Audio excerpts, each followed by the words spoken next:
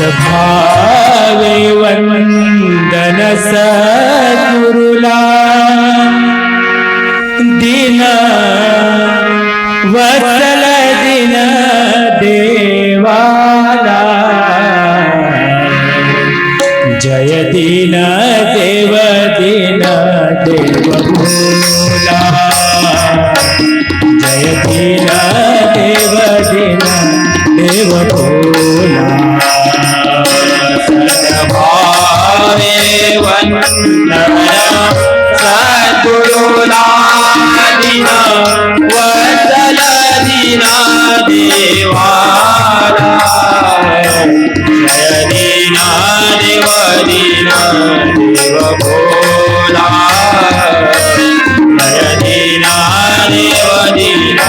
देव भोला सद्भाला जय दीन देव भोला जय दीन देव भोला सद्गुरुला दिन वत्सल दिन देवाला जय दीन देव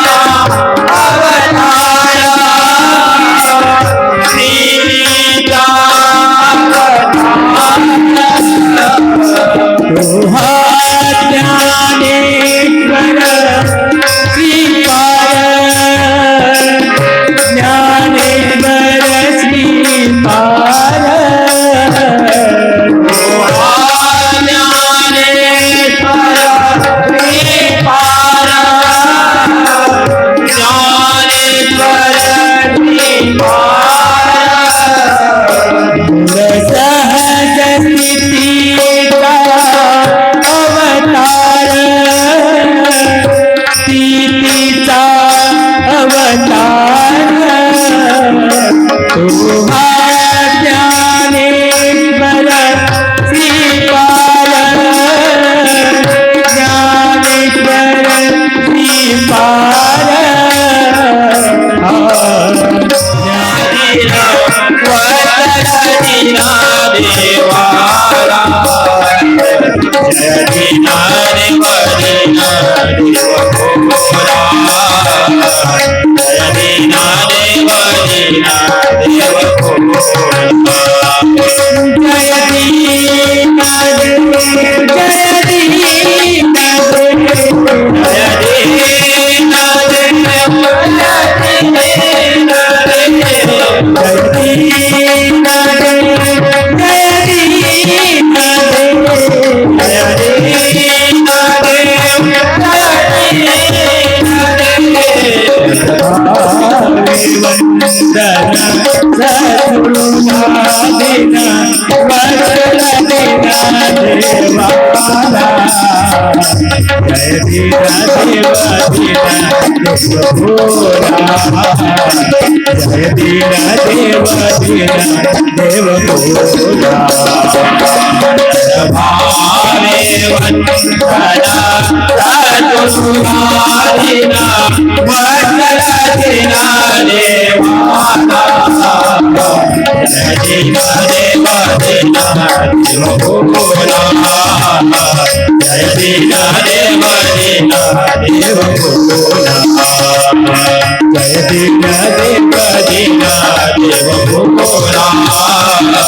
जय दीन देव भोला महाराज यांचे चरणी सर्वप्रथम कोटी कोटी साष्टांग नमस्कार.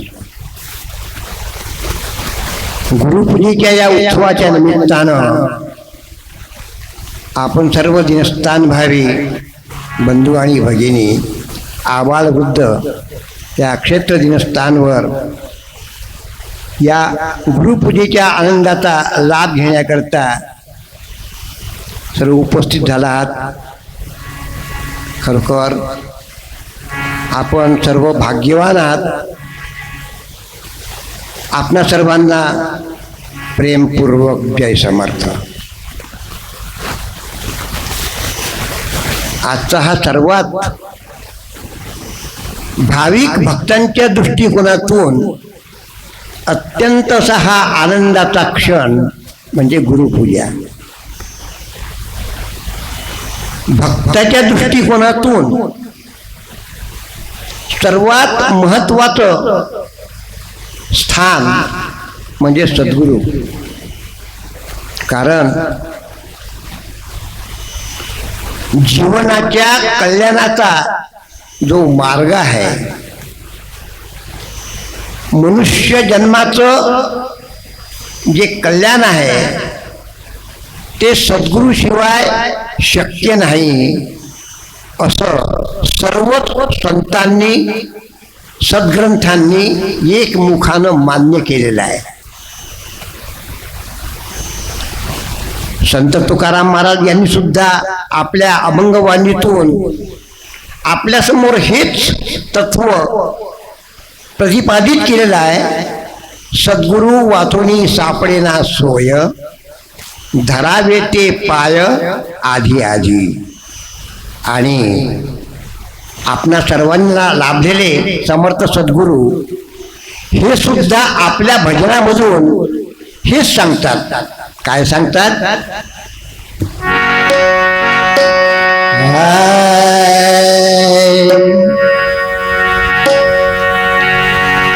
तारील तारील येरा कोणा गुरुदिन, तारील कोणा गुरुदिन, तारील कोण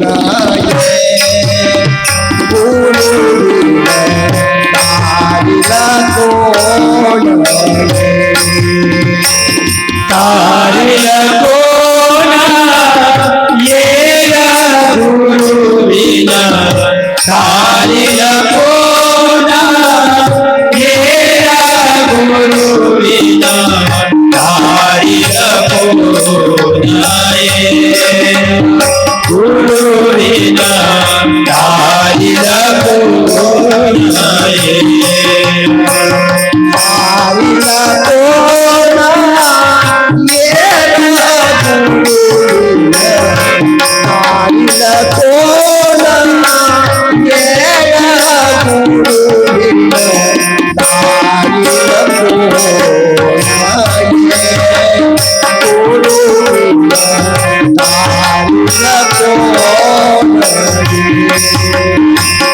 तारील कोणा येरा गुरुविना, तारील कोणा येरा गुरुविना, तारील कोणा येरा गुरुविना, तारील कोणा येरा.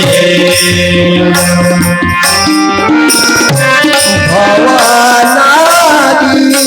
वाहत आहे, भवनादी वाहत आहे, भवनादी वाहत आहे, भवनादी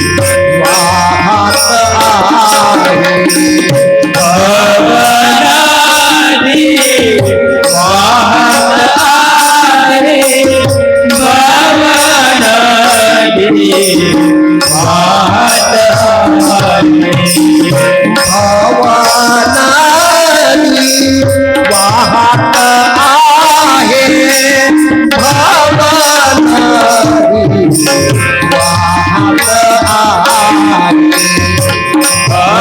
आहे, भवनादी वाहत आहे, भवनादी वाहत आहे, भवनादी वाहत आहे. आला भयंकर पूर गुरुदिन, आला भयंकर पूर गुरुदिन, तारील कोणा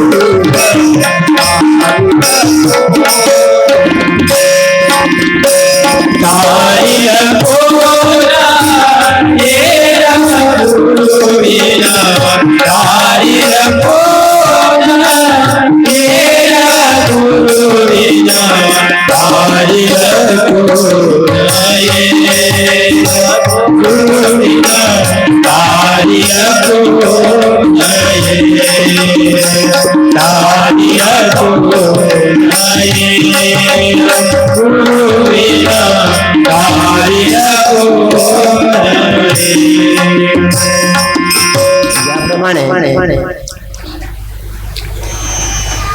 जसा एक अत्यंत दुर्धर अशा रोगानं एखादी व्यक्ती पीडित झालेली आहे, भयंकर रोग जडलेला आहे, अनेक उपाय केल्यानंतरही जसं त्या रोगाचं हरण होत नाही आहे आणि अत्यंत त्रस्त झालेला आहे, त्याच्या दृष्टिकोनातून सर्वात महत्वाची व्यक्ती महत्वाची त्याच्यासाठी कोण आहे? इलाज करणारा डॉक्टर. कारण तो आजारी आहे. एखादं लहान बाळ आहे, त्याला खूप भूक लागलेली आहे, त्याच्या दृष्टीनं त्यावेळेला सर्वात महत्वाची व्यक्ती त्यासाठी कोण असेल? त्याची आई. त्याचप्रमाणे खरोखरच या जीवनामध्ये आपण या 84 लक्ष योनीच्या भयंकर दुर्धरशा दुःखातून मुक्त झालो पाहिजे अशा जिज्ञासूला अंतःकरणापासून जर वाटत असेल तर त्याच्यासाठी या भयंकर दुर्धरशा भयंकर दुःखातून मुक्त करणारा दुसरा कोण आहे? सद्गुरू वाचून दुसरा कोणी नाही.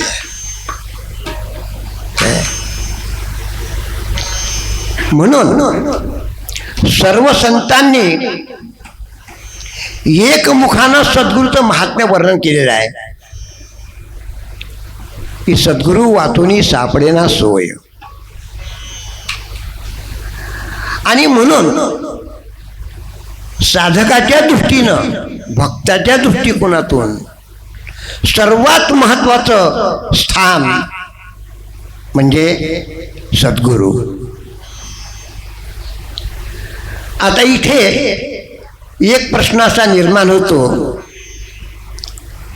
की तरणोपाय करण्याकरता सद्गुरू समर्थ आहेत. तरणोपाय करण्याकरता सद्गुरू समर्थ आहेत, ते पूर्ण शक्तिवान आहेत, परिपूर्ण ज्ञानाने परिपूर्ण आहेत. शिष्याचं सर्व प्रकारे समाधान करू शकतात, तरणोपाय करू शकतात. तसं उदाहरण जर दाखल जर बोलायचं असेल तर परिसाच्या ठिकाणी परिपूर्णपणे ताकद आहे. कोणची ताकद आहे? लोखंडाचं सोनं बनवण्याची. परिस काही कमकुवत नाही आहे. परिसाच्या ठिकाणी परिपूर्णपणे ती ताकदाची क्षमता आहे, ते सामर्थ्य आहे. पण सोनं बनण्याकरता त्याला स्पर्श करण्याकरता संत लोक सांगतात की स्पर्श करण्याकरता कोणती धातू लागल? कोणती धातू लागल? लोखंड. एक समजून देण्याकरता तुकाराम महाराज या ठिकाणी उदाहरण दिलेलं आहे की परिसाचे अंगी लाविले खापर, परिसाचे अंगी लाविले खापर, पालट अंतर नेगे त्याचे. जर सोनं बनत असेल, परिपूर्ण आहे, 100% शक्तिमान आहे, परंतु लोखंडाला जर सोनं बनायचं असेल, करायचं असेल तर लोखंडाला स्पर्श करण्याकरता लोखंड बनावं लागेल परिसाला करता. परिसाचे अंगी लाविले खापर, पालट अंतर नेघे त्याचे. परीस परिपूर्ण आहे, परंतु सोनं बनवण्याच्या हेतूनं जर त्या परिशाला खापर खुटी जर लावली तर त्याचं सोनं बनणार नाही. त्याचप्रमाणे काय सद्गुरूपासून खरोखरच आपल्या जीवनाचं कल्याण करून घ्यायचं आहे असं जर ज्या भक्ताला, ज्या शिष्याला, ज्या साधकाला, ज्या मुमुक्षुला वाटत असेल तर त्यानं खापर बनता कामा नये. म्हणजे खरोखर खऱ्या अर्थानं शिष्य बनला पाहिजे. शिष्याचाच उद्धार सद्गुरू करू शकतात, एरवी ना. काय आपला उद्धार होण्याकरता आपल्याला जर सद्गुरूपासून खरोखरच प्राप्ती करून घ्यायची आहे तर आपण शिष्य बनणं आवश्यक आहे. आता म्हणून गुरु आणि शिष्य काय हे कोण्या अर्थानं याचं वर्णन आहे याचं थोडं आपण गुरु आणि शिष्य जीवनाचं कल्याण करून घेण्याकरता गुरुची आवश्यकता आहे, त्याचप्रमाणे शिष्याचं करून घेण्याकरता शिष्यत्वाची आवश्यकता आहे. आणि हे सर्व आपल्याला आपले सद्गुरू समर्थ सद्गुरू श्रीपाद दीनदेव दादाजी महाराज यांच्या विचारातून, यांच्या जीवनचरित्रामधून काय आपल्याला परिपूर्णपणे समजल्याशिवाय राहत नाही आहे. आपल्याला लाभलेले खरोखर वास्तविक जर पाहतो म्हटलं तर आजच्या याच्यामध्ये, या जगतामध्ये, या विषयाने बरबटलेल्या जगतामध्ये, या मायेनं परिपूर्ण भरलेल्या या जगतामध्ये खरोखर खरे सद्गुरू लाभणं अत्यंत दुर्मिळ आहे. लाभतच नाही आहे, आज तरी नाही आहे. परंतु काहीतरी पूर्वजन्मीचं आपलं भयंकर सुकृत आहे, काहीतरी पूर्वजन्मीचं अनंत असं आपलं भाग्य उदयाला आलेलं आहे यावेळेला. काय म्हणून समर्थ सद्गुरू श्रीपाद दीनदेवासारखे परिपूर्ण सद्गुरू आपल्याला लाभले आहेत. या दृष्टीनं खरोखरच आपलं भाग्य उदयाला आलं असं समजायला हरकत नाही आहे. आणि समर्थ दीनदेव सुद्धा आपल्याला सांगतात की खरोखरच तुमचं भाग्य उदयाला आलेलं आहे. आले आले भाग्य आपुले सत्य ज्ञान के उघडे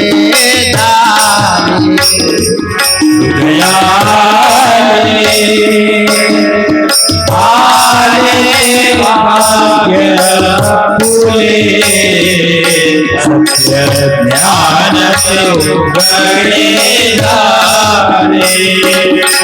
दया आले भाग्य आपुले सत्य ज्ञान के उघडे झाले.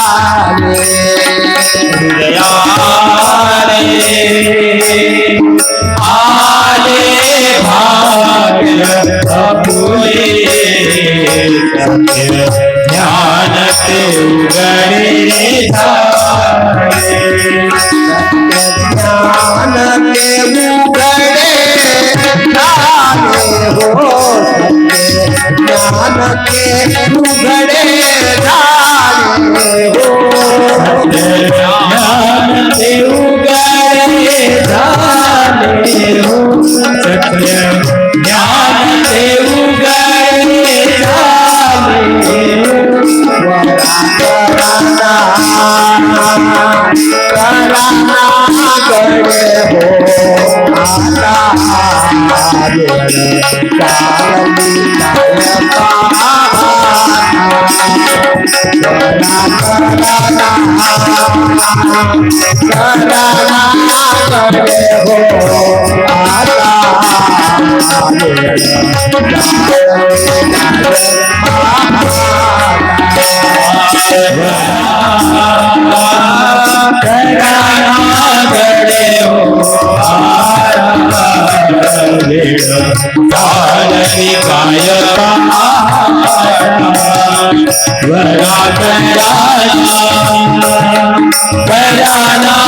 वाचणे आता चालती काय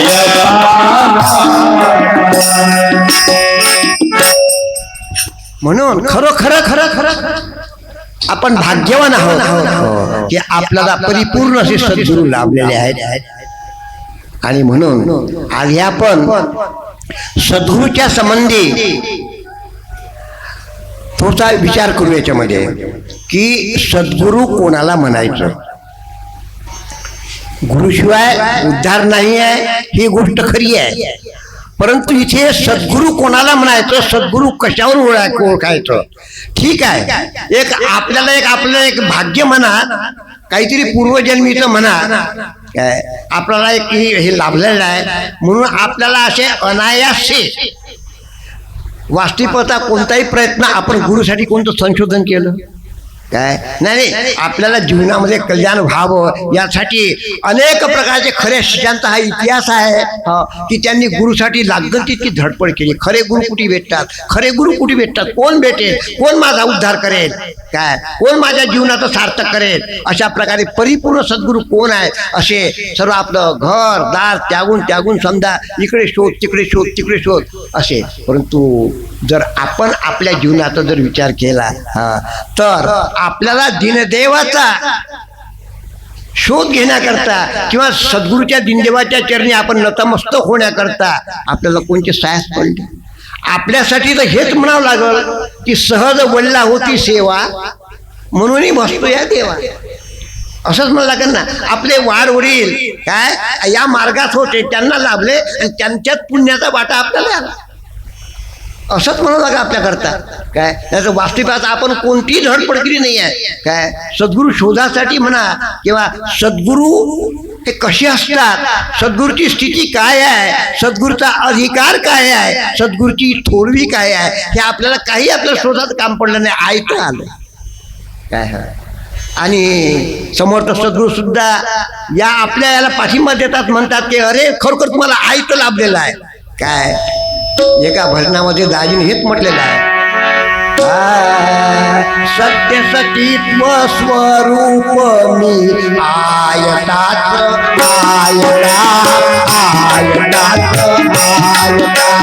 सत्य सचित्व स्वरूप मी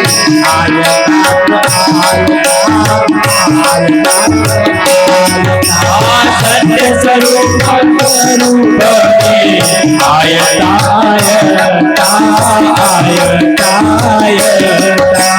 सत्य स्वरूप मी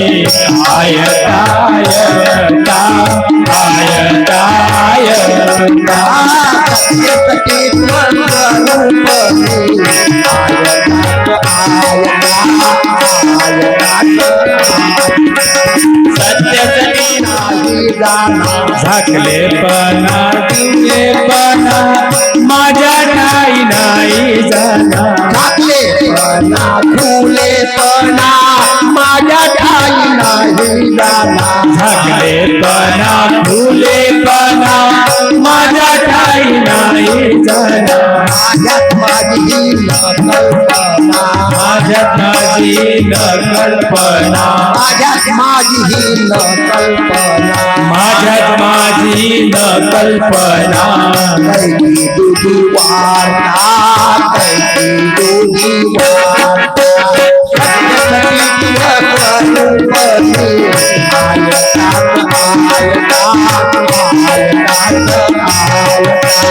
सत्य सचित्व स्वरूप मी आयताच आयता सत्य सचित्व स्वरूप मी आयताच आयता दिनस्थानवासी दिनदेव जय. सत्य सतीत्व स्वरूप मी आयता.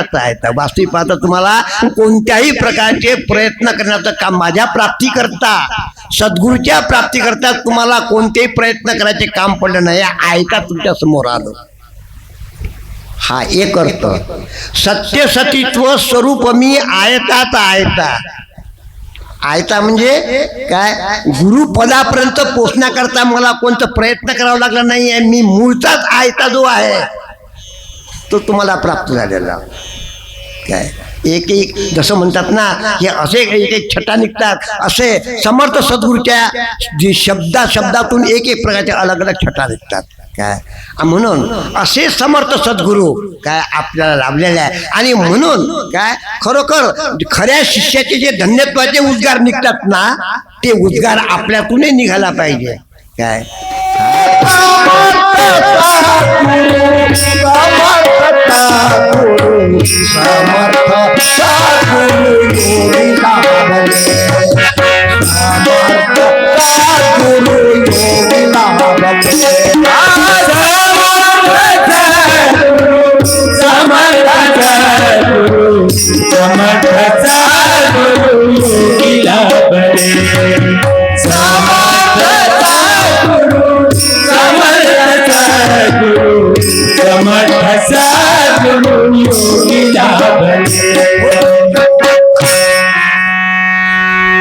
अशा प्रकारे खरोखर काय खरोखर ज्याची शिष्यत्वाची भूमिका आहे, ज्याला सद्गुरूपासून खरोखरच आपल्या जीवनाचं कल्याण करून घ्यायचं आहे, उद्धार करून घ्यायचा आहे, काय अशा शिष्याचे अशा भक्ताचे असे धन्यत्वाचे उद्गार निघतात. काय समर्थ सद्गुरू योगी लाभले, समर्थ सद्गुरू योगी लाभले. आणि म्हणून पहिल्यांदा सुरुवातीला आपण गुरुतत्व काय आहे हे थोडंसं समजून घेऊ.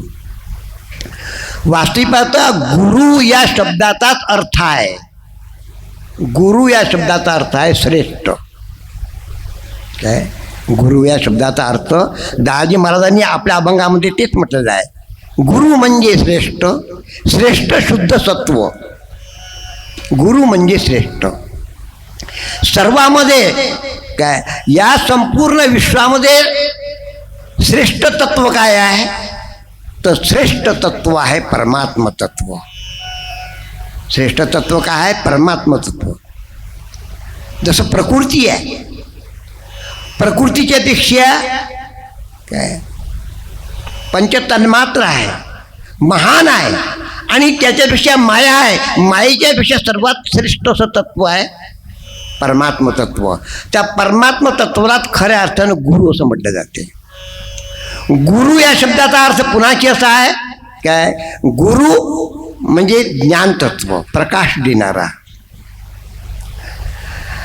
शास्त्राच्या दृष्टिकोनातून जर आपण अर्थ बघतो म्हटलं तर श्रोत्रियम ब्रह्मनिष्ठ ही गुरुची व्याख्या आहे. काय श्रोत्रिय आणि ब्रह्मनिष्ठ. श्रोत्रिय याचा अर्थ असा होतो की अध्यात्म तत्वज्ञानामध्ये साधकाच्या अंतकरणामध्ये, शिष्याच्या अंतकरणामध्ये, भक्ताच्या अंतकरणामध्ये कोणत्याही प्रकारचा जर संशय निर्माण झाला, त्याला प्रश्न निर्माण झाला, हे कसं आहे, काय ईश्वर काय आहे, ब्रह्म काय आहे, माया काय आहे, जीव काय आहे, ही प्रकृती काय आहे, अशा प्रकारचे सर्व जे काही अध्यात्म शरीरातले जे निर्माण झाले, प्रश्न निर्माण झाले, या एकूण एक प्रश्नाचं समाधान करणारा याचं नाव श्रोत्रिय. शास्त्रामध्ये, अध्यात्मशास्त्रामध्ये पारंगत आपल्याला तसे सद्गुरू लाभलेले आहेत. कोणत्याही प्रकारचं काय संशय भक्ताच्या ठिकाणी राहणार नाही आहे, अशा प्रकारचं संपूर्ण वाङ्मय दादाजी महाराजांनी करून ठेवलं आहे. एकूण एक प्रश्नाचं उत्तर आहे काय. आणि म्हणून त्यांनी सुद्धा आपल्या भजनातून तेच म्हटलेलं आहे की आता माझं वाङ्मय, माझं साहित्य, माझे लेखन एवढं खुलासेवार आहे की तुम्हाला तुमच्या ठिकाणी खरोखर जर तुम्ही जर त्याचं जर अध्ययन केलं, विचार जर केला, तर तुमच्या ठिकाणी कोणत्याही प्रकारचा शंका राहणार नाही. म्हणून आपल्या भजनामध्ये त्यांनी सांगितलं आहे,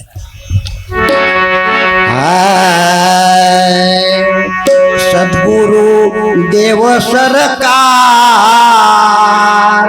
अमुचा, सद्गुरु देव सद्गुरु देव सरकार अमुचा, सद्गुरु देव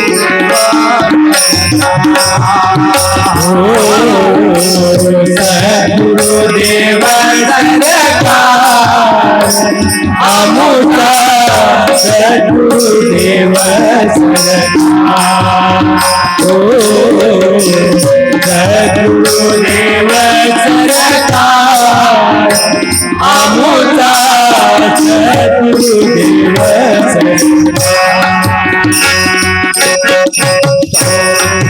जयताही उरला नाही जयताई उरला नाही जयताही उरला नाही जयताई उरला नाही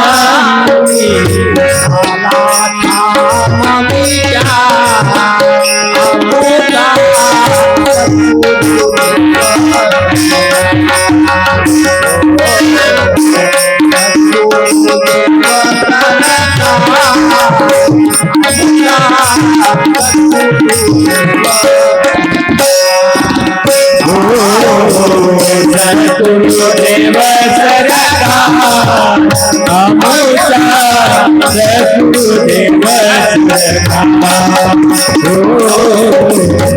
सद्गुरुदेव सरकार आमोचा सद्गुरुदेव सरकार संशय काही उरला नाही झाला ठाम विचार काय कोणत्याही प्रकारचा संशय कशाही प्रकारचा संशय काय मनामध्ये ज्यांच्या ज्ञानानं राहू शकत नाही आहे अशा प्रकारचं सद्गुरू माऊलीचं जे साहित्य आहे काय सर्व संशयाचं छेदन करतात. म्हणून आपल्याला लाभलेले समर्थ सद्गुरू श्रीपाद दिनदेव हे काय श्रोत्रिय सद्गुरू आहेत आणि ब्रह्मनिष्ठ. ब्रह्मनिष्ठ याचा अर्थ काय होते की जे परिपूर्ण ज्ञान आहे या ज्ञानाचं परिपूर्णपणे आचरण करून दाखवणार आहे. ते ज्ञान नुसतं शाब्दिक ज्ञान नाही आहे, फक्त लोकांना सांगण्यापुरतं नाही आहे, तर ज्ञानाचं परिपूर्णपणे आचरणातून ते ज्ञान व्यक्त करणारे यांना म्हणतात ब्रह्मनिष्ठ. दादाजी महाराजांनी सुद्धा आपलं ज्याप्रमाणे बोलले, ज्याप्रमाणे ज्ञान प्रतिपादन केलं त्याप्रमाणे आपल्या आचरणातून काय त्यांनी दोन्ही प्रकारचे दाखवलं की शिष्याची वागणूक कशी असते तर शिष्यत्वाची वागणूक आचरून दाखवली आणि काय गुरुचं श्रेष्ठत्व कसं असते हे गुरुपदावरून ते आपल्याला दाखवलं. दोन्ही प्रकारचा आदर्श आपल्या पुढे समोर ठेवला.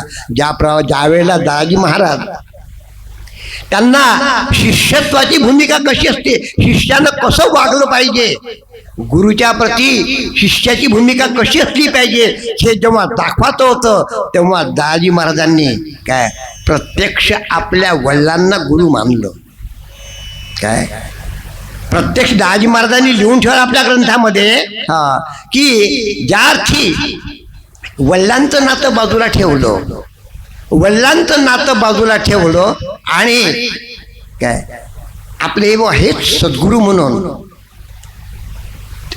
तेव्हा दादाजी महाराज आपल्या ग्रंथामध्ये वर्णन करतात गुरु मानल्यानंतर म्हणजे शिष्यानं गुरुच्या प्रती कसं वागलं पाहिजे का तर गणपती बाबाच्या बद्दल गणपती महाराजांच्या प्रती माझ्या मनात अत्यंत आदर होता, अत्यंत आदर होता. एकही शब्द गणपती महाराजांचा दादाजी खाली जाऊ देत नव्हते. काय एकही शब्द नाही आहे. त्यांच्या समोर जर बसायचं असलं तर सद्गुरू पुढे शिष्यानं कसं बसलं पाहिजे. दादाजी महाराज आपल्या अभंगामध्ये सांगतात की काय एका पायावर असं पालकट माऊन छाती काढून नाही आहे, एका पायावर आणि खाली मान घालून काय त्यांच्या पुढे बसायचं, त्यांचा एक एक शब्दाचं श्रवण करायचं. काय इतकंच नव्हे तर गुरु म्हटल्यानंतर गुरुच्या प्रती सेवा घडली पाहिजे म्हणून दादाजी महाराजांनी गणपती बुवाच्या घरी संडास साफ केले. काय हे सर्व ग्रंथामध्ये लिहून ठेवलं त्यांनी. काय संडास साफ केले, काय पाणी भरलं, लाकडं फोडले. कारण काय शिष्याचं कर्तव्य त्यावेळेस त्यांना दाखवायचं का शिष्यानं कसं वागलं पाहिजे. आणि तेच दाजी महाराजांचे शिक्षक. काय आज आपल्याला काय हे जे समजा सद्गुरू लाभलेले आहे या दिनस्थानवर दाजी महाराज म्हणतात की हे जर समजा तुम्हाला जर खरोखर माझ्याप्रती सद्गुरूची भावना आहे तर मी जसं वागून दाखवलं तसं तुमची वागणूक नाही पाहिजे काय, तशी तुमची जर तुम्ही मला गुरु मानता तर मी जशी गुरुची शिष्यत्वाची वागणूक आचरून दाखवली का शिष्यानं कसं वागलं पाहिजे काय. म्हणून दाजी महाराज आपल्या एका अभंगा म्हणतात की या दिनस्थानवर तुम्हाला आता वास्तविक मला हे द्यायची गरज नाही आहे, त्याप्रमाणे आता शिष्यत्वाला वागण्याची आवश्यकता नाही आहे, परंतु तुम्हाला शिक्षण देण्याकरता म्हणून मी माझ्या दिनस्थानवर सुद्धा तुमच्या समोर कसं वागून दाखवतो.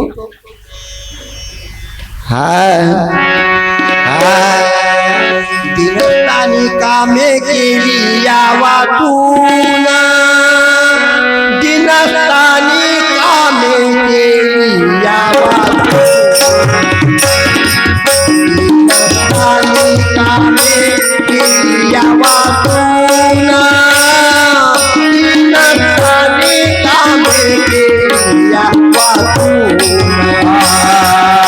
दिनस्थानी कामे केली या वाचून, दिनस्थानी कामे केली या वाचून, दिनस्थानी कामे केली या वाचून, दिनस्थानी कामे केली या वाचून,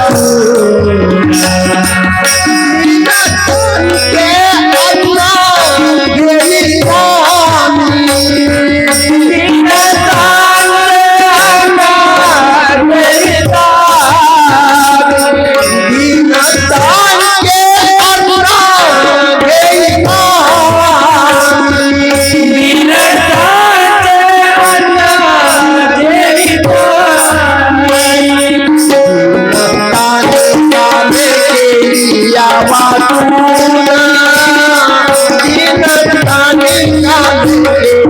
केली या वाचून.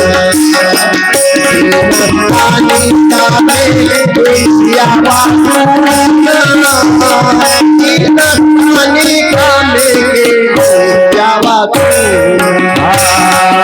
दिनस्थानी कामे केली या वाचून, दिनस्थानी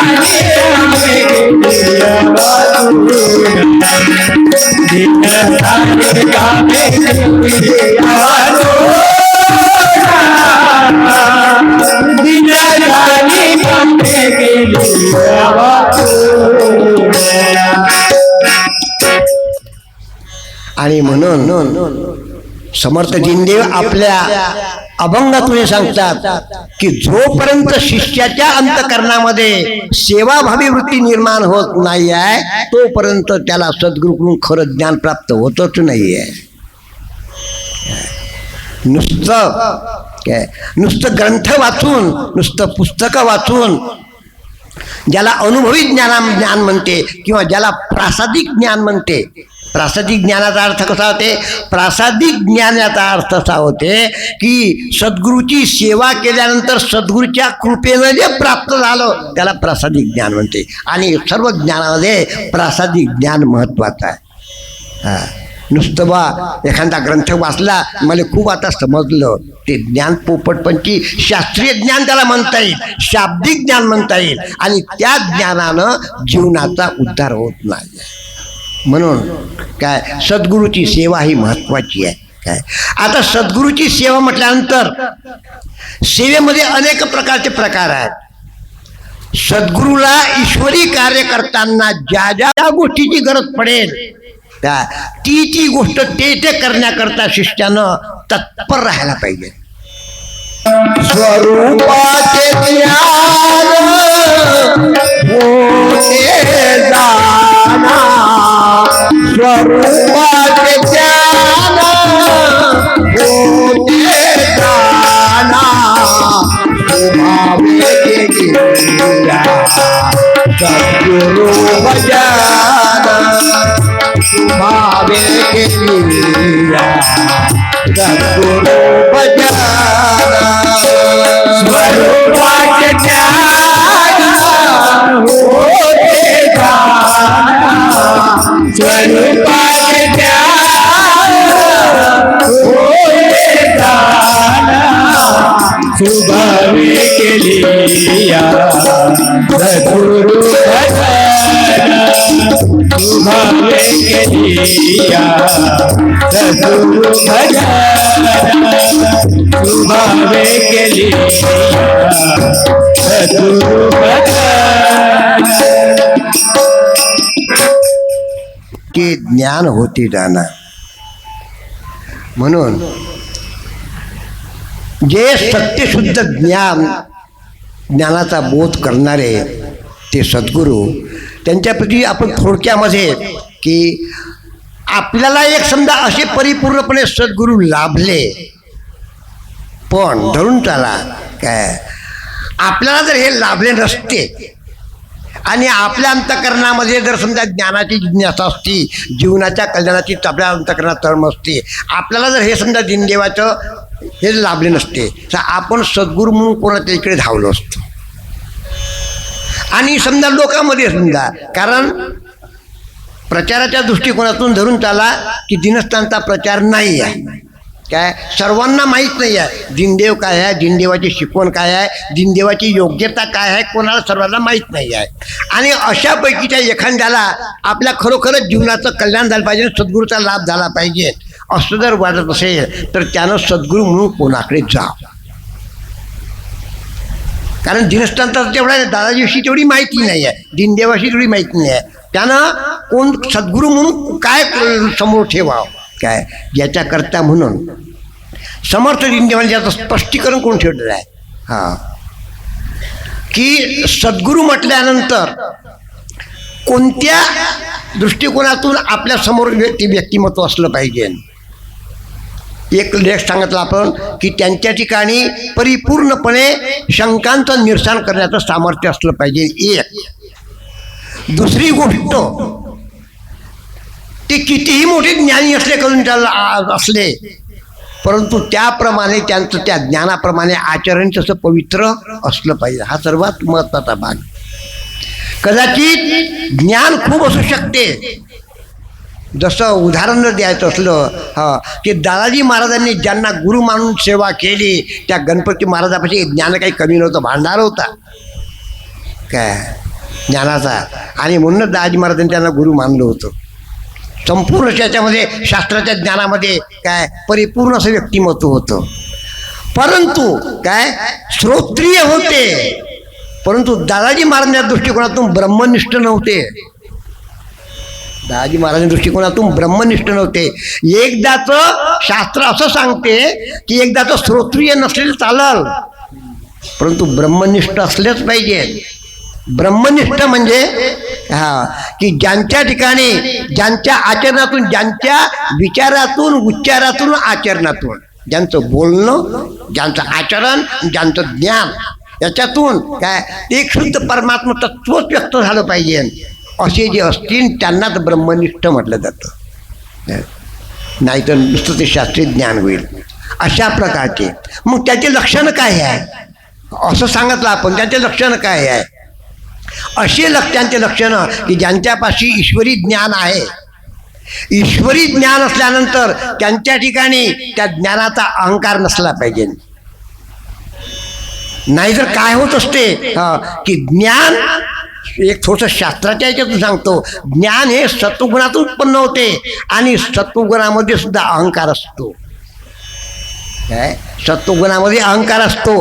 नुसता ज्ञानी माणूस काय अहंकार रहित होऊ शकत नाही आहे. ज्ञानी माणसाच्या ठिकाणी अहंकार निर्माण होते आणि म्हणूनच दादाजी महाराजांच्या दृष्टिकोनातून ते ज्ञानी होते. काय ज्ञानाला संज्ञा देवाची आहे.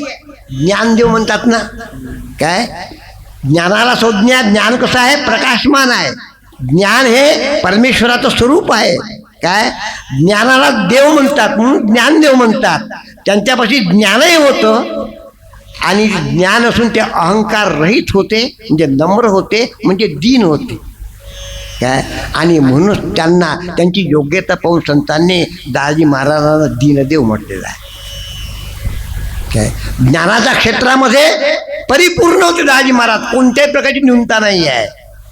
इतकंच नव्हे तर त्यांनी आपल्या अभंगातून आपली स्थिती अभिमानानं नाही आहे, खरोखर माहीत पडली पाहिजे मग भक्त म्हणून लोकांना, म्हणून आपल्या अभंगातून आपल्या स्थितीचं वर्णन केलेलं आहे.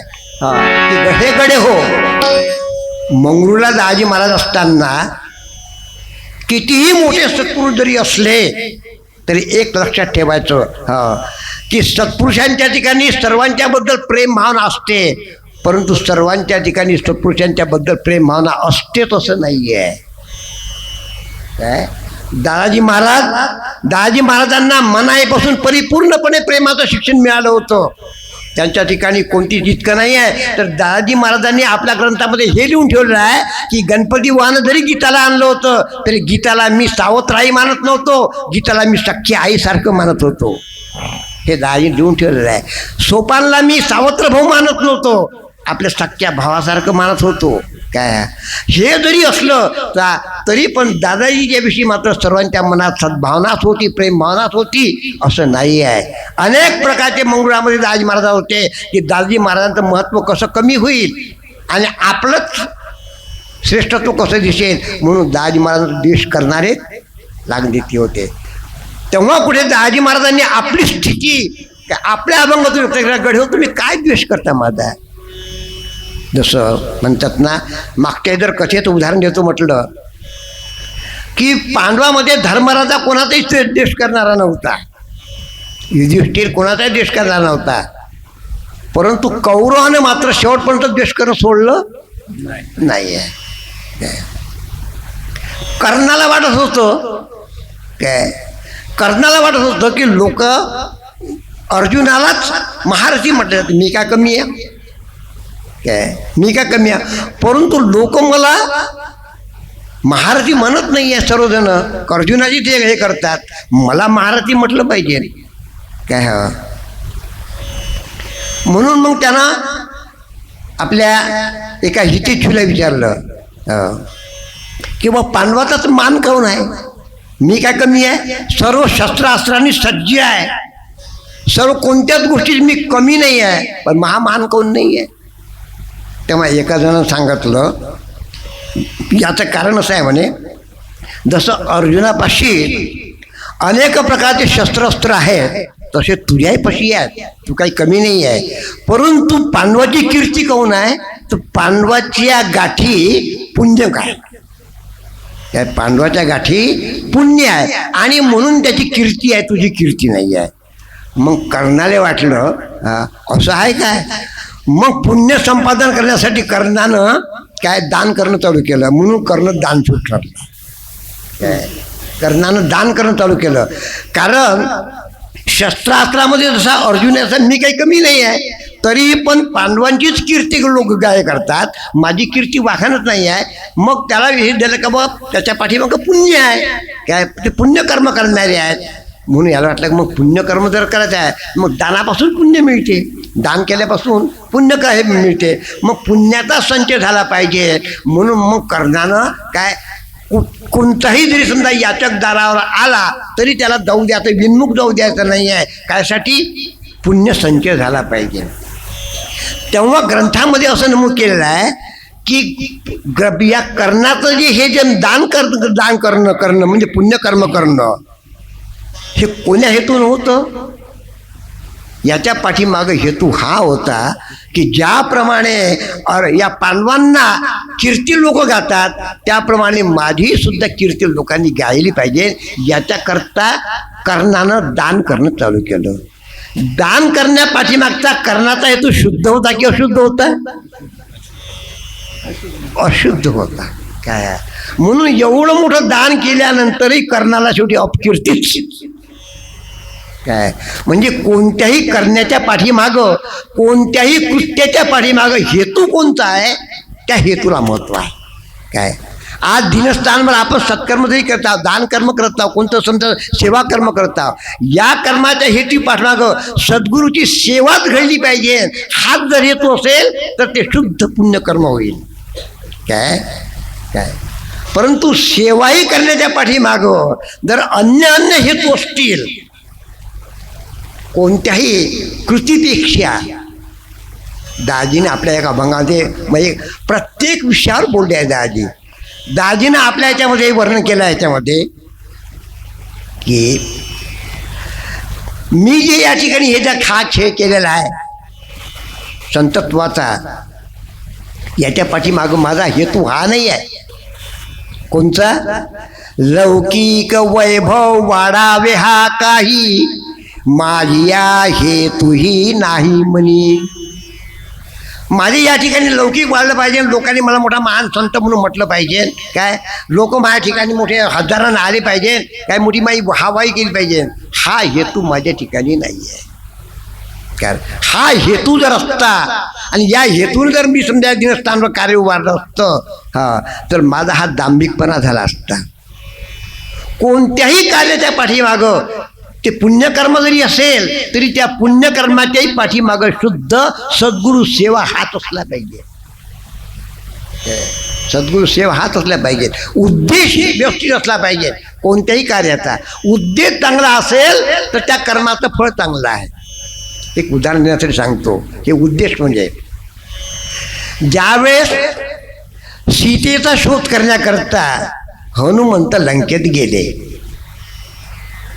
सीतेचा शोध करण्याकरता हनुमंत लंकेत गेले आणि हनुमंत हे नैष्ठिक ब्रह्मचारी होते.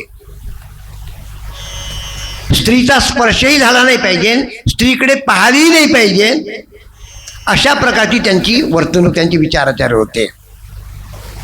ज्यावेळेस हनुमंत लंकेत गेले रामाच्या आज्ञेनं सीतेचा शोध करण्याकरता, तेव्हा ते रावणाच्या अंतपुरामध्ये गेले.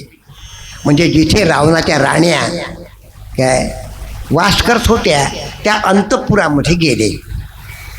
समय रात्रीचा होता आणि यांना सीतेचा शोध करायचा होता. सीता यांनी कधी पाहिली नव्हती हनुमंतांनी, त्या सीता कशी आहे म्हणून. फक्त रामांनी एक वर्णन करून सांगितलं होतं की असा असा चेहरा आहे, सळपातळ आहे, गोरी पांशी आहे काय, आणि चेहऱ्यावर पातिव्रतेचं तेज आहे काय, अशा अशा प्रकारची तिची शरीर यष्टी आहे, अशा काही खुणा ठळक ठळक खुणा रामानं सांगितल्या होत्या. मग अशी व्यक्ती काय या रावणाच्या याच्यामध्ये ज्या राण्या पडल्या आहेत याच्यामध्ये अशी, कारण रावणानं जर सीतेला ठेवलेलं आहे तर अनेक प्रकारच्या ज्या आपल्या राण्या आहेत त्याच्यामध्येच असली पाहिजे. आता अशोकवनामध्ये ठेवलेली आहे हे हनुमंताला काही माहीत नव्हतं काय. म्हणून रात्रीचा टाईम होता आणि रात्रीच्या टायमामध्ये हनुमंत त्या अंतपुरामध्ये घुसले सूक्ष्म रूपानं आणि तिथे जाऊन प्रत्येक स्त्रीकडे काय निहाळून पाहायला लागले. आता त्या रावणाच्या राण्या अस्ताव्यस्त पडल्या होत्या. कोणाच्या अंगावर कपडा आहे नाही आहे, कोणी कसं रात्रीचा समय होत्या, अशा अस्ताव्यस्त अवस्थेमध्ये पडल्या होत्या. तेव्हा हनुमंताच्या अंतकरणामध्ये विचार निर्माण झाला, मी नैष्ठिक ब्रह्मचारी, स्त्रीच्या इकडे ढुंकूनही पाहत नाही, हे माझं व्रत आहे आणि इथे मी प्रत्येक बाईच्या इकडे ते कशाही अवस्थेत जरी असली तरी प्रत्येक बाईच्या इकडे मी नाळून पाहतो आहे. याच्यामुळं माझ्या व्रताला धक्का तर नाही पडणार, माझ्या व्रताला धक्का तर नाही बसणार. तेव्हा लगेच काय हनुमंताच्या ठिकाणी काय एक ज्ञान विचार निर्माण झाला आणि लगेच विचार झाला काय हा नाही काय मी जे ही या प्रत्येक स्त्रीच्याकडे निहाळून पाहतो आहे याच्या पाठीमागं माझ्या मनामध्ये स्त्रीला पाहण्याचा वाईट हेतू नाही आहे.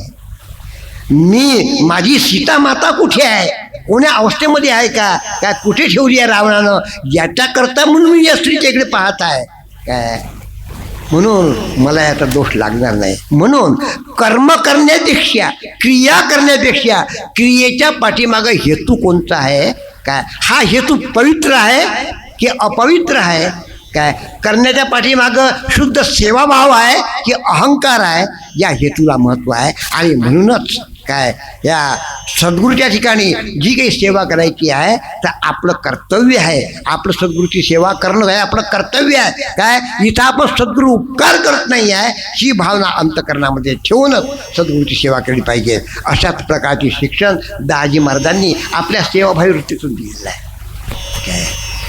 म्हणून सद्गुरू हे कसे असतात, ज्ञानाने परिपूर्ण असतात आणि त्याचप्रमाणे नम्र असतात. अहंकार त्यांच्या ठिकाणी काहीच नाही. अहंकार तिळभर नाही नये वृत्तीवर काय. आणि म्हणून त्या ज्ञानाला नम्रतेची जोड असावी लागते. तिसरी गोष्ट पुन्हा आणखीन ज्ञानेश्वरी डोळा पावावी पंढरी. सर्वजण म्हणतात वाचावी ज्ञानेश्वरी काय, पण त्या ज्ञानेश्वरीमध्येच लिहिलेलं आहे, ज्ञानेश्वरीमध्येच लिहिलं आहे जोग महाराजांचं वाक्य त्या ज्ञानेश्वरीमध्ये आहे. एक कीर्तनकार वारकरी संप्रदायातला एक कीर्तनकार जोग महाराजांना, जोग महाराज म्हणजे कोण, मामासाहेब दांडेकरांचे गुरु, ज्यांनी वारकरी शिक्षण संस्था प्रथम स्थापन केली आळंदीला, ते जोग महाराज काय. आपल्याला उदाहरण घ्यायचं आहे, ते जोग महाराज काय, मामासाहेब दांडेकर एक चांगले व्यक्तिमत्व आहे काय. तर त्यांचे ते गुरु, त्यांच्याकडे एक वारकरी संप्रदायाचा कीर्तनकार आला आणि म्हणाले बसला की महाराज गुरुवर्य तुम्ही म्हणता, परंतु आम्ही कीर्तनाचा पैसा घेतो, आम्ही कीर्तनाचा पैसा घेतो कारण त्याच्यावर आमचं पोट आहे. हे ज्ञानेश्वरी आहे मध्ये आम्ही दाखवून देतो काय, त्याच्यावर आमचं पोट आहे. त्याच्यावर जोग महाराजांना बिलकुल आयुष्यातून, तो वारकरी संप्रदाय जरी असला तरी त्याला आयुष्यातून काय म्हणते, तुला जर पोट भरायचं आहे तर पोट भरायसाठी तुला भांग्याचा धंदा जरी केला तरी मला आवडेल काय, परंतु ज्ञानेश्वरी हे आपली आई आहे काय, आणि तिच्या ज्ञानाचा विक्रा करून तू जे पैसे भरतो तुझ्यासारखा तांडाय नाही आहे काय.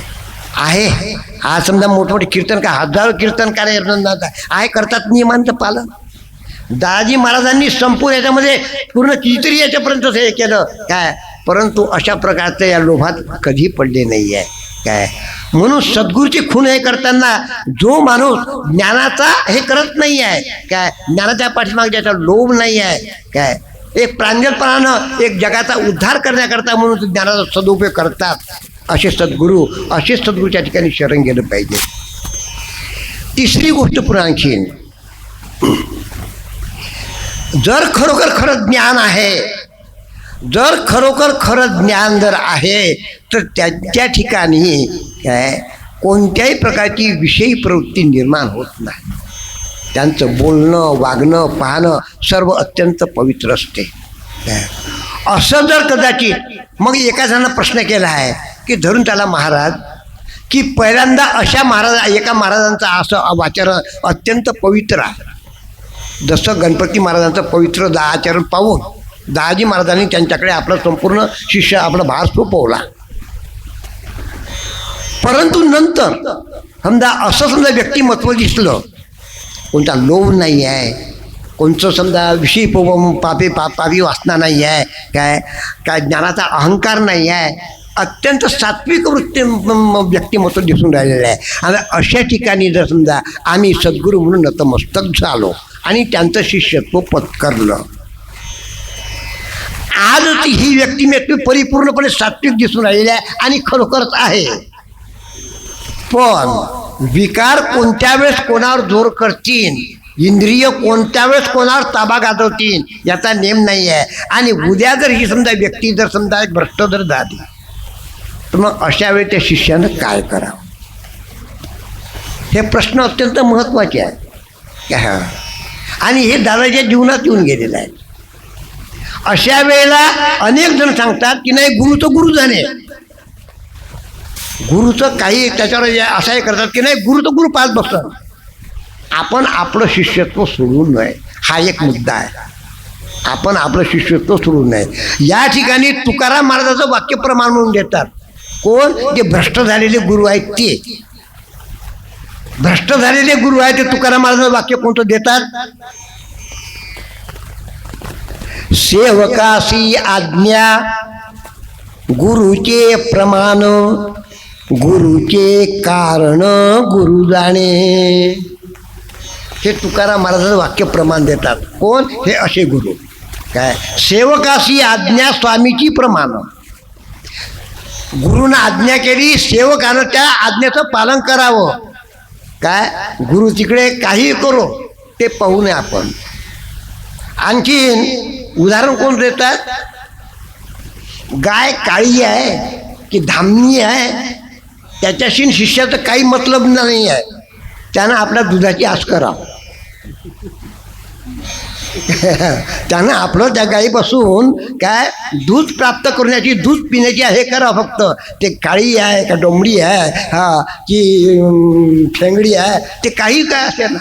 त्याचप्रमाणे गुरुचं आचरण कसं जरी असलं तरी शिष्यानं त्या आचाराकडे पाहू नये.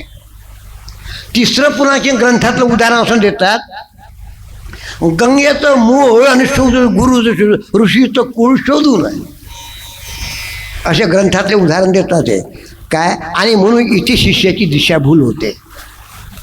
महत्वाची गोष्ट आहे. हा मुद्दा दाजी महाराजांनी अत्यंत यानं चोखाळलेला आहे काय. हा इथे शिष्यांची दिशाभूल होते काय. मग जर कदाचित समजा या ठिकाणी काय अशा ठिकाणी जर एखादा सत्शिष्य जर असेल तर त्या ठिकाणी भांबवताचा कसं करा. जसं काय गणपती महाराजांच्या याच्यामध्ये अशा प्रकारचे जे पहिले जे होते भाविक लोक होते काय, अशा प्रकारचे झाल्यानंतर जेव्हा कुठे दाजी महाराज निघून आले त्यावेळेस अशा शिष्यांची दानादान झाली. काय करावं आता काय, गुरु सोडाव की नाही सोडाव काय, अशा प्रकारचं. अशा वेळेला दाजी महाराजांनी तो आदर्श ठेवला की असं जर असेल की पहिल्यांदा ती व्यक्ती अत्यंत सात्विक आहे, शुद्धाचरणाची आहे काय, परंतु नंतर जर पुढे समजा काही कारणास्तव गुरुच्या ठिकाणी कोणते दोष निर्माण झाले आणि गुरु जर भ्रष्ट जर झाले तर अशा वेळेला शिष्यांनी अशा प्रकारची भीड मनात ठेवू नये. कारण श्रेष्ठ काय आहे, मग श्रेष्ठ काय आहे, नुसता व्यक्ती हा व्यक्तीचा गुरु नाही आहे. गुरु म्हणजे खरोखर गुरु म्हणजे परमात्मा.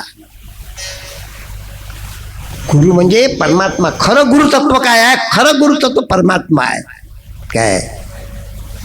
आणि ते परमात्म तत्व काय, परमात्म तत्व रुजवण्याकरता व्यक्तिरूपानं आलेले जे संत महात्मे असतील म्हणून ते गुरु आहे. मूळ तत्व गुरु परमात्म तत्व आहे. आणि म्हणून दाजी महाराजांनी काय ते तिकडे लक्ष असलं पाहिजे काय, गुरुतत्व खरं काय आहे हे समजलं पाहिजे. ज्याच्यासाठी म्हणून काय दाजी महाराजांनी त्याही गुरुतत्वाचा केला. ते जे परमात्म तत्व आहे त्यालाच खऱ्या अर्थानं गुरुतत्व म्हणतात. ते परमात्म तत्व प्रगट करण्याकरता व्यक्तिरूपानं आलेले संत महात्मे हे सद्गुरू काय. जोपर्यंत त्यांच्यामधून काय ते सद्गुरुतत्व गुरुतत्व सद्गुरुतत्व बाहेर पडते व्यक्ती आचरणातून विचारणातून काय, तोपर्यंत ते सद्गुरु पदावर हे आरूढ आहे काय. आणि जर कदाचित काय जर त्या व्यक्तिमत्वातून ते जर तत्व प्रगट होत नसेल तर असं सद्गुरूला सोडण्यात कोणत्याही प्रकारचा दोष नाही आहे. याच्यासाठी म्हणून दाजी महाराजांनी अनेक प्रकारचे आपली समजूत नाही तर आपली समजूत कदाचित दोष आहे काय. हो जर समजा असे कोणते एखादी व्यक्ती आहे सत्शील दिसून राहिलेली आहे, ज्ञानी आहे, आपल्याला त्याच्याप्रती आदर वाटतो. कारण असायलाच पाहिजे, सद्गुणांच्या प्रती आदर असायलाच पाहिजे ना काय. हो ती कोणतीही व्यक्ती असो, बाहेरची काय व्यक्ती असे ना काय, सद्गुणाचा आदर करायलाच पाहिजे.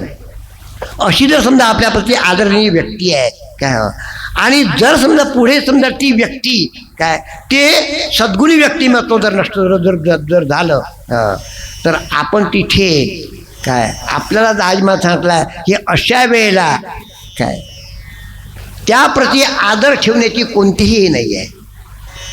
उदाहरणाला दाखल देऊन जात असलं तर समजा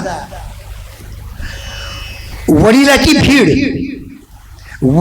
भीड भक्त प्रल्हादाने ठेवली काय, नाही ठेवली. ज्या बाबती एक पुराणातलं उदाहरण काय घेऊ ना काय, नरसिंहानं अवतार घेऊन समजा हिरण्यकश्यपूचा वध केला. हिरण्यकश्यपूचा वध केल्यानंतर भक्त प्रल्हाद समोर आले आणि भक्त प्रल्हादाला पाहून नरसिंह, पुराणामध्ये गोष्ट आहे तर भक्त नरसिंह अवतार शांत झाले. नरसिंह अवतार शांत झाले आणि प्रल्हादाला सांगितलं की वर माग, तुला काय पाहिजे तो वर माग. आता जर कदाचित समजा भक्त प्रल्हादाच्या ठिकाणी आपल्या वडिलांची तर दुराचारी का असे ना, आपल्या वडिलांची जर समजा भीड असती तर भक्त प्रल्हादानं हा वर मागायचा नसता का की हे देवप्रभो काय तुम्ही माझ्या वडिलाचा जे हे केलेले आहे, मारलेलं आहे का ठार केलेला आहे, त्याला परत जीवदान द्या, असं मागायला काय हरकत होती? काय नाही मागत काय. बलिराजानं आपला गुरु शुक्राचार्य याच्या आज्ञेचं पालन केलं नाही आहे, कारण अनुचित आज्ञा होती, चुकीची आज्ञा होती. बलिराजानं आपल्या गुरुची आज्ञा पालन केली नाही आहे. भरताना आपल्या आईचा शब्द मान्य केला नाही आहे, कारण ती आज्ञा हवी होती. काय भरत अपनी माता तजे, पिता तजे प्रल्हाद, विभीषण अपना भाई तजे, एक राम के काज. सत्य काय आहे, सत्य काय आहे, सत्याला धरून तिथं ठेवायचं असेल तर सत्याच्या व्यतिरिक्त तो कोणीही असो काय, तिथे आज्ञा पाळण्याचं, आज्ञा उल्लंघन करण्याला कोणत्याही प्रकारचा दोष नाही आहे. अर्वाचीन काळामध्ये आपण गाडगेबाबाचं उदाहरण घेऊ की गाडगेबाबांनी दौलतगिरी बुवाला गुरु केलं. त्यावेळेस माहीत नव्हतं की हा दौलतगिरी बाबा व्यसनी आहे म्हणून. काय व्यसनी आहे म्हणून माहीत नव्हतं, म्हणून गुरु केलं. काय परंतु जेव्हा कुठे गाडगेबाबांना माहीत पडलं की दौलतगिरी बाबा व्यसनी आहे, गाडगेबाबाच्या चरित्रामध्ये मी दाखवून देतो. काय गाडगेबाबांनी गुरुचा त्याग केला. दादाजी महाराज हेच सांगतात की जर कदाचित जोपर्यंत शुद्ध ज्ञान आणि शुद्ध ज्ञानाच्या जोडीला शुद्ध आचरण याची सांगड जोपर्यंत आहे तोपर्यंत ते नतमस्तक राहत. काय जर हे दिसत नसेल, मग तिचं मोठे जरी ज्ञान जर असेल काय, तरी तिचे नतमस्तक होण्याचं काही कारण नाही आहे. काय आपल्याला दादाजी महाराज अशा प्रकारचे सद्गुरू लाभलेले आहेत की ज्यांचं ज्ञान आणि ज्यांचं पवित्र आचरण शेवटपर्यंत बिलकुल समतोलपणे कायम राहिलेलं आहे. आणि म्हणून दादाजी महाराजांनी आत्मविश्वासानं आपल्याला सांगितलं आहे,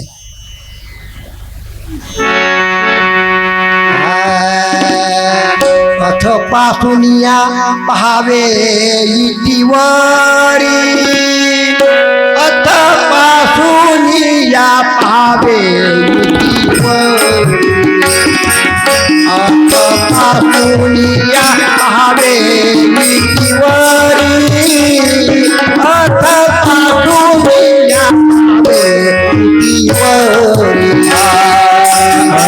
पासून या पहावे इतिवरी, अथ पासून या पहावे इतिवरी, अथ पासून या पहावे इतिवरी, अथ पासून या पहावे इतिवरी.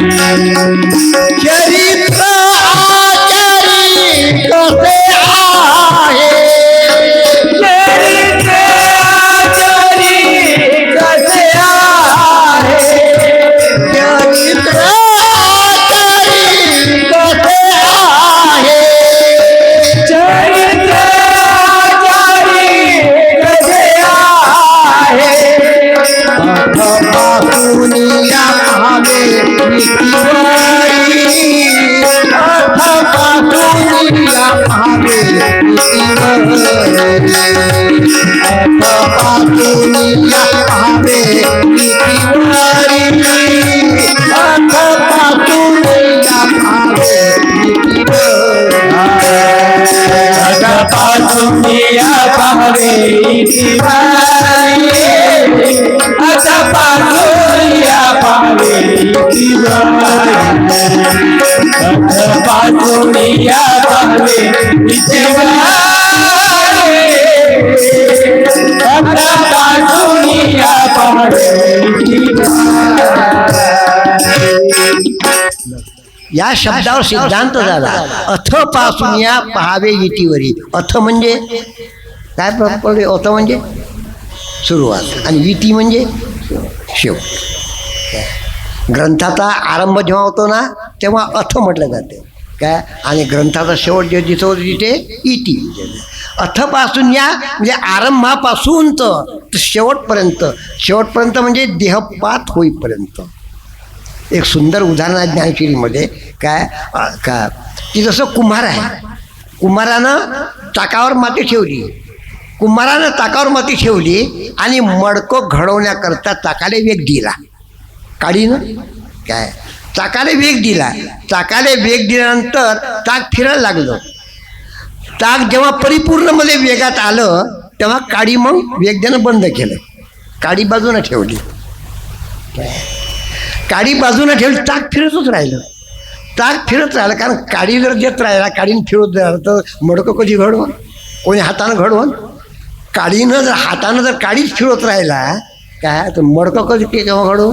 म्हणून वेग पूर्ण येऊ दिला आणि वेग पूर्ण येऊ दिल्यानंतर काडी बाजून ठेवली आणि मडकं घडणं चालू केलं. मडकं घडवणं चालू केल्यानंतर जेव्हा कुठे मडकं पूर्ण तयार झालं, भांडं पूर्ण तयार झालं काय, तेव्हा ते सुतानं बाहेर कापलं ते आणि मडकं उचलून बाहेर ठेवलं. आता मडकं उचलून बाहेर ठेवल्यानंतर आता झालं बघ काम, मडकं तयार झालं. मग ते चाक आता काम पूर्ण झालं म्हणून उलटं फिरते काय नाही. आतापर्यंत मडकं होईपर्यंत मी सरकं फिरलो नाही, आता मडकं तयार झाल्यानंतर आता मला उलटं फिरायला काही हरकत नाही आहे. एक ज्ञानेश्वरीमध्ये उदाहरण आहे, चांगलं उदाहरण आहे काय. असं कधी होते काय, नाही होत काय. मग त्याचप्रमाणे आता समजा आपल्याला ज्ञानप्राप्ती होईपर्यंत आपल्या सदाचार्याची आपण साधना केली, सदाचारानं बघून ज्ञान प्राप्त केलं. आता ज्ञानरूपी मडकं तयार झालं, आता मला दुराचारानं जरी वागलं तर काही हरकत नाही आहे म्हणून उलटं फिरतो काय नाही काय. जोपर्यंत त्याला साधन अवस्थेमध्ये जशी गती दिली त्याच गतीनं मडकं जरी तयार झालं तरी त्याच गतीनं शेवटपर्यंत चाक फिरते आणि वेग संपल्यानंतर आपोआप शांत होते, परंतु उलटं कधी फिरत नाही आहे. तोच प्रमाणे ज्ञानी सद्गुरू जे आहे, ज्ञान संपादन झाल्यानंतरही काय शिष्याला परिपूर्णपणे ज्ञान दिल्यानंतरही आता माझं कार्य झालं, आता मी कसाही वागलो काय तरी काही हरकत नाही आहे. म्हणून दादाजी महाराजांच्या काय जी शब्दाचं दादाजी महाराजांनी खंडन केलं आहे. गणपती महाराजांनी एका ठिकाणी म्हटलेलं आहे, ध्यानी मनी स्वप्नी मलाची तू पाही मग तू कसा आहे. हे गणपती बाबाचं वाक्य आहे. दादाजी महाराजांनी खंडन केलं, मग तू कसाही वाग येते. म्हणजे कसंही वागणं होते तरी कसं, ज्याच्या इंद्रियांना जे तुकाराम महाराजांनी म्हटलेलं आहे की पडले वळण इंद्रिया सकाळा भाव तो निराळा नाही दुजा. पांडुरंग ध्यानी पांडुरंग मनी जागृती स्वप्नी पांडुरंग. पडले वळण इंद्रिया सकाळा भाव तो निराळा नाही दुजा. हे ज्या संतांचा अनुभव आहे. वाईट आचरण घडते कसं, घडूच शकत नाही आहे. हे दादाजी महाराजांचे अत्यंत महत्त्वाचे सिद्धांत आहे काय. अशा प्रकारचा आणि म्हणूनच अशा प्रकारचा सद्गुरुबोध घेतल्यानंतर काय शिष्यानं हा बोध लक्षात घेऊन आपले सुद्धा आचरण, कारण शिष्य म्हटल्यानंतर शिष्य हा साधक अवस्थेमध्ये असतो. साधक अवस्थेमध्ये म्हणजे कसा असतो, साधक अवस्था म्हणजे काही चूक आणि काही बरोबर काय. साधक सिद्ध अवस्थेमध्ये परिपूर्ण हे झालेलं आहे. आता जे चूक म्हणून काहीच नाही आहे. ज्याची साधना पूर्ण झाली आहे त्याला सिद्ध म्हणतात. साधना कोणची काय, परमात्मा साक्षात्काराची, परमात्माचा साक्षात्कार काय, त्याची अनुभूती येणं काय, याला म्हणतात सिद्धता. ही सिद्धता साधक अवस्थेपासून सुरुवात होते. सिद्ध अवस्थेमध्ये आता पूर्ण काम झालं, पोचला तो, साधना सिद्ध झाली. परंतु साधक अवस्थेमध्ये अभ्यासू वृत्ती असते. साधक अवस्थेमध्ये कधी चूक कधी बरोबरच होत असते काय. कधी मनाची प्रवृत्ती चांगली राहते, कधी चूकही राहते. साधक अवस्थेमध्ये असं होत असते. साधक अवस्था म्हणजे परिपूर्णपणे पूर्णपणे बरोबर असं नाही आहे. आता आपण समजा साधक अवस्थेमध्ये आहोत, शिष्यत्वाच्या भूमिकेमध्ये म्हणजे साधक अवस्थेमध्ये आहोत. साधक अवस्थेमध्ये काही चुका, काही बरोबर, काही चुका, परंतु आणि असंच वर्ण साधक अवस्थेमध्ये असते. म्हणून दादाजी महाराजांनी या संपूर्ण याचा सखोल अभ्यास केलेला आहे काय. आपण आता सध्या शिष्य अवस्थेमध्ये आहोत, साधक अवस्थेमध्ये आहोत काय. साधक अवस्थेमध्ये असल्यानंतर आपल्या मनाचा समतोल कधी चांगला राहते, कधी चुकीचा होऊ शकते काय. म्हणून कधी आपल्या ठिकाणी वाईट प्रवृत्ती निर्माण होऊ शकते, कधी चांगली प्रवृत्ती निर्माण होऊ शकते. परंतु सद्गुरू ते समजतात. सद्गुरू ते समजतात. सद्गुरूला परिपूर्णपणे त्याला एक एक माहीत होते की याचं बोलणं चालणं वागणूक कशी आहे, काय याची पाहण्याची दृष्टी कशी आहे, याचा बोलण्यातला आवाज कसा आहे, अहंकाराचा आहे की नम्रतेचा आहे, याची दृष्टी चंचल आहे की स्थिर आहे, हे संपूर्ण सद्गुरूचा अभ्यास असतो. आणि म्हणूनच काय याच्या ठिकाणी जे काही समजा चुकीचं असेल तर चुकीचं तर सद्गुरू त्यांना दूर लोटत नाही आहे. काय चुकीचं जरी असलं आपल्या शिष्याच्या ठिकाणी काही जरी चुकीच्या जरी गोष्टी असल्या तर सद्गुरू त्याला दूर लोटत नाही आहे. हाच अनुभव सद्गुरूच्या ठिकाणी ही जी महानता असते हाच अनुभव दादाजी महाराजांनी आपल्या अभंगातून व्यक्त केला. सद्गुरू दयाळ अंतरी काय वाणू त्यांची भोली.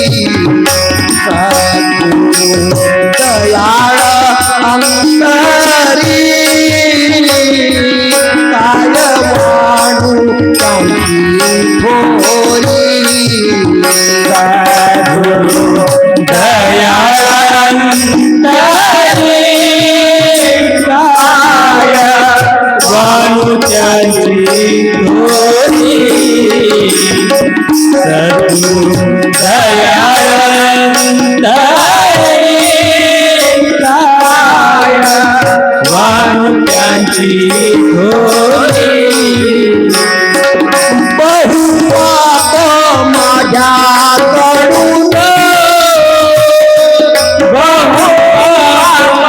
माझ्याकडून जन्मोजन्मी आले घडून. जन्मोजन्मी आले घडून. अभावी दुराचारी काय वाणू त्यांची भोली. सद्गुरू दयाळ अंतरी काय वाणू त्यांची भोली. सद्गुरू दयाळ अंतरी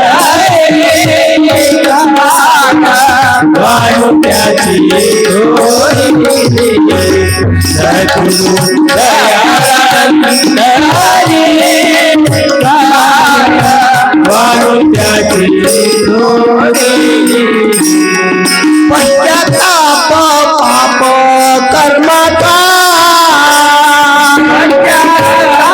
पाप कर्माचा माझ्या मनी आला साता.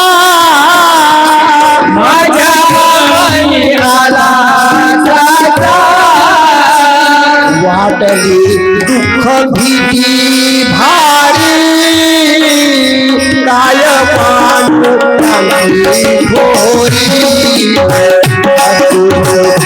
दयाळ अंतरी काय वाणू त्यांची भोली. सद्गुरू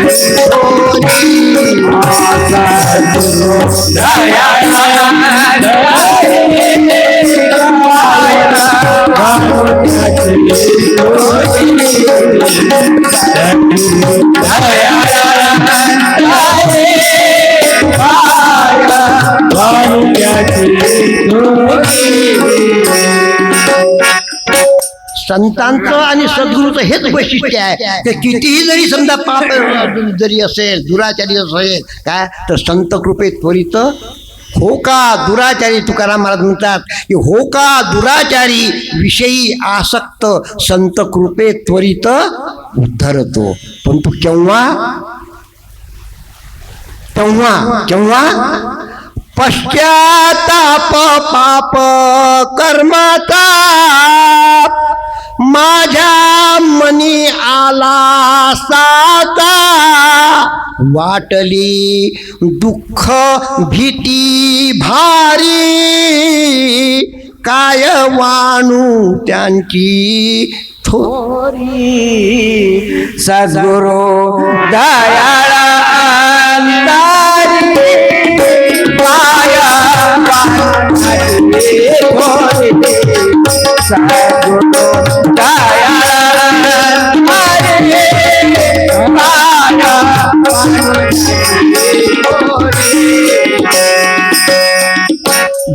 कुठे खरोखर काय असा पश्चाताप झाला काय मी चुकलो, माझ्यापासून अनंत चुका झाल्या आहे काय, सद्गुरूंना मला अनेक प्रकारे समजावलं काय, परंतु मी चुकतच राहिलो. अशा प्रकारचा खरोखर अंतःकरणापासून जेव्हा पश्चाताप होतो ना, तेव्हा मग असा शिष्य काय करतो, सद्गुरूसी गेलो शरण जन्म मरण पापातून मटले से दूर करी काय वाणू त्यांची थोरी.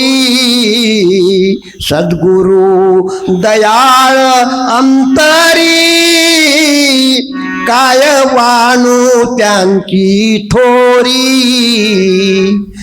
गुण दोष माझे काही सद्गुरूने पाहिले नाही.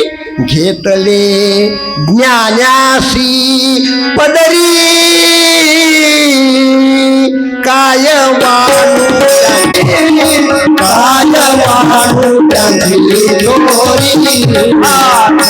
किती जरी आपण दोषी असलो काय, परंतु एकच मात्र की त्यांच्या बोधातून समजून आल्यानंतर आपल्या ठिकाणी त्या चुकीच्या गोष्टीचा पश्चाताप झाला आणि आपण परिपूर्णपणे अंतःकरणापासून जर शरण गेलो तर ते संत महात्मे एवढे कृपावंत आहेत, इतके दयावंत आहेत की आपले पापाचे डोंगर जरी असतील काय तरी पण ते क्षणार्धात नष्ट करून टाकतात.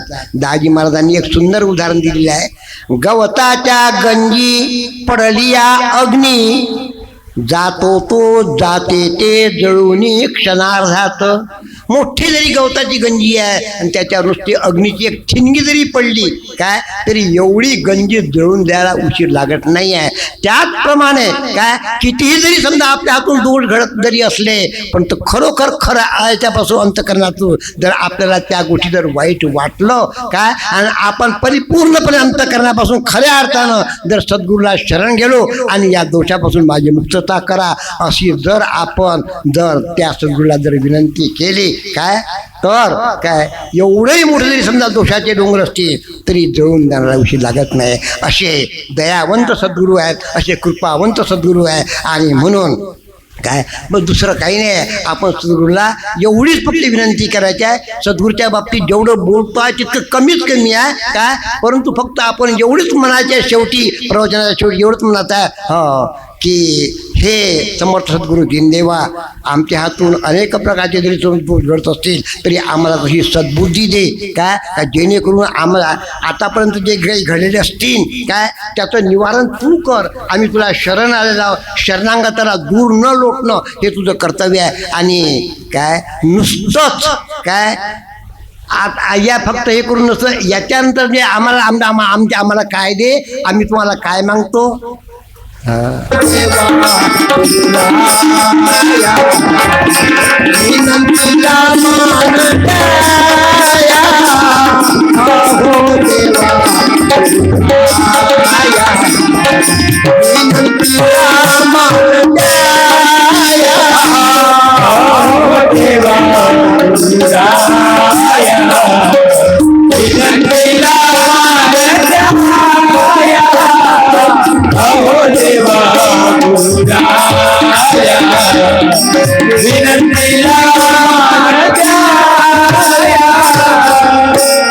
बस शेवट हाच आहे काय.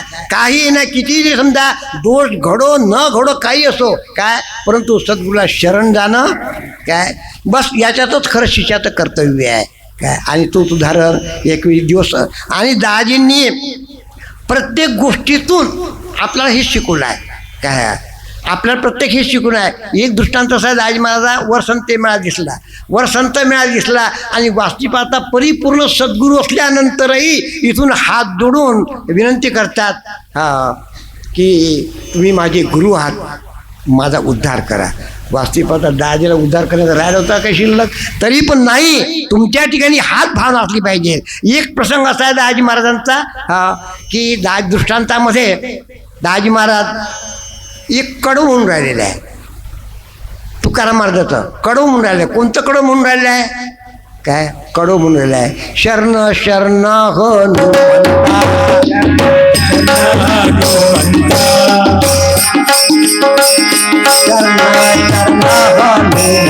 शरण शरण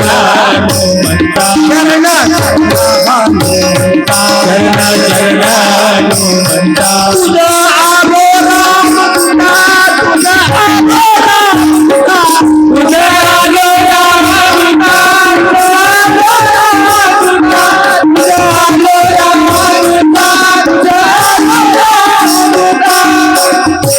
दृष्टांतामध्ये दाजी हे कडं म्हणून राहिले आहे. जसं हे कडं म्हटलं तसं हनुमंत एकदम प्रकट उभी दिसले काय म्हणून दहाजी महाराजांनी सरायच्यामध्ये हे शिकाय आणि म्हणूनच दिनस्थान दिनदेव दिनस्थान हे सर्व दहाजी दिनस्थाचे शिकून देणार आहे. दुसरं काही नाही आहे. आपण अनेक प्रकारच्या दोषाचे आहोत काय फक्त एवढंच आहे की झालेल्या चुकाबद्दल सद्गुरूच्या प्रती मनातल्या मनात त्यांना अर्पण करा आणि याच्यानंतर बा आमच्या ठिकाणी सुबुद्धीच तुमच्या कृपेने प्राप्त हो. बस एवढं आपलं कर्तव्य. याच्यावर जर आपण ठाम असलो काय तरी सुद्धा समर्थ सद्गुरू श्रीपाद दिनदेव आपला उद्धार करण्याकरता केव्हाही तत्पर आहेत काय याच्याबद्दल काही नाही शंका घेण्याचं काही कारण नाही आहे काय म्हणून फक्त आजच्या प्रमाणात हाच विषय आहे की सर्वात महत्त्वाची गोष्ट म्हणजे की आपल्याला लाभलेले सद्गुरू हे परिपूर्ण सद्गुरू आहे याच्यात प्रश्नच नाही आहे. फक्त आपण आपल्या शिष्यत्वाची भूमिका व्यवस्थितपणे सांभाळला पाहिजे म्हणजे आपले सद्गुरू आपल्यावर कृपा करून आपल्या जीवनाचं कल्याण करून घेतील आणि आपल्या जीवनाचं कल्याण करून घेणं हेच खऱ्या अर्थानं नरदेहाचं कर्तव्य आहे. बस आजच्या प्रवचनाचा शेवट या ठिकाणी आहे का आपण समर्थ देवाच्या ठिकाणी नतमस्तक होऊया आनंदानं गुरुपूजा करूया आणि आजचा हा का आनंदाचा लाभ घेऊया. दिनस्थान वासी दिनदेव की जय शक्ति की जय